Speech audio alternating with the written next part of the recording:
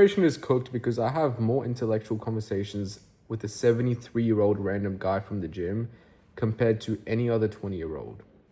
There's only a small handful of young people that you can actually have a conversation with and relate to. There's only a certain handful of this young generation that's left that can resonate at the same or greater wavelength than where you are at right now. I speak to a random 73-year-old at the gym who's in great shape, great mind, and we always have the most profound conversations, the most wisdom dominated conversations.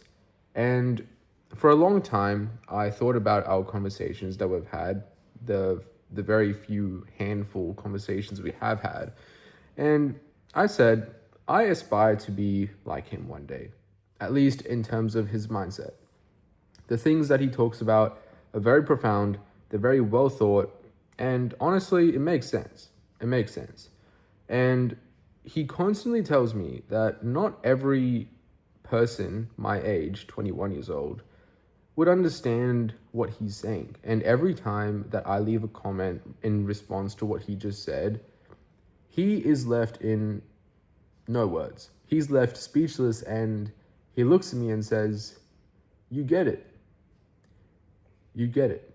And that made me think that, okay, there's some sort of resemblance between me and him.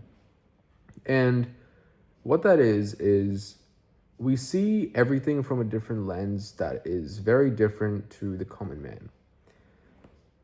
When you see a truck filled with animals, let's say chicken, and they're going to the slaughterhouse, I'm sure at least one of them will try their best to break through somehow, even if it means breaking one of their wings and escaping that truck and finding freedom, chasing freedom and escaping slavery and escaping being beaten to death just because everyone else on that truck chooses to just remain silent and just accept defeat because that's what everyone else is doing.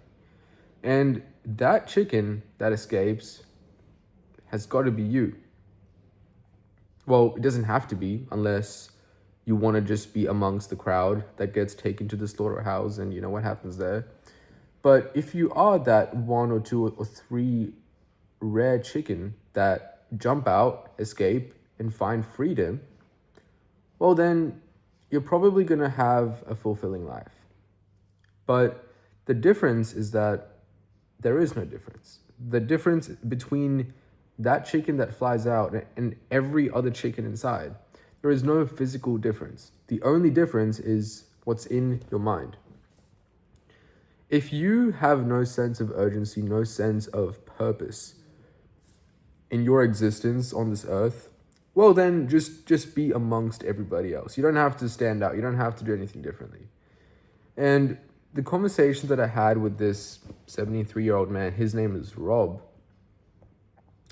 made me think that my mind and my approach and my perception of a lot of aspects of life is actually not very far from where he is at right now. And that sounds absurd. It sounds a bit cocky maybe that I'm claiming to have the similar mindset as a 73-year-old man, even though that is a difference of 52 years.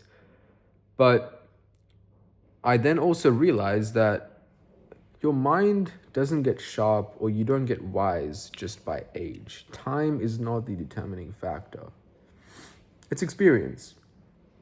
It's experience and your willingness and grit and determination to evolve into the person that you want to be. The level of that determination and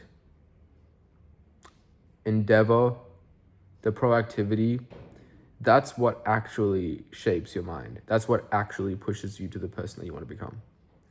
And I want to end this video by saying, and this is what I told Rob as well, which he found absolutely insane that I made this analogy. But he was telling me how before he owned about 22 farmlands that he does today, he was cleaning floors. He was a random guy, lower class, with a broom in his hand, sweeping floors. And he said, well, you have to know the back end and the front end of the entire business or the industry that you're in. in order for you to really wrap your head around it to then climb the ladder, right? He said, I was a guy that was cleaning floors. And now I sort of understand how the business works. And so I have 22 farmland. And then randomly, this was without even a thought, I just said, yeah, it's kind of like you need to know how the pawns on a chessboard work, how they move before you think about the other pieces. And the look on his face was just remarkable. He was in absolute shock that that chessboard analogy that just came from a random 21-year-old resonated so hardly with him that he was like, you get it. You understand it. That's exactly right. And then he one-upped me and said, even the pawn can win. And for those that have played chess in the past or still play chess in the past, you understand that a pawn can still win in a chess game. A pawn can turn into a queen, which is like pretty much the most powerful piece on the board after the king, and that can help you win the game. So if you're someone that is stuck, you feel like you're not quite where you want to be, and you're still a pawn on the chessboard, that's fine. Because you can still advance, you can still move. You just have to understand how the game works. Start observing things in your everyday life in a different aspect. Stop overthinking to a point where you get paralyzed, and start overthinking even more to a point where you get more motion and more gravity into heading into the direction that you want to go. I guess not gravity, but more like velocity. And yeah, just understand that you can still win the game of life, the game of chess, by being a pawn. You don't have to be the big guy. You can still be that small guy that comes through and still wins. That's it.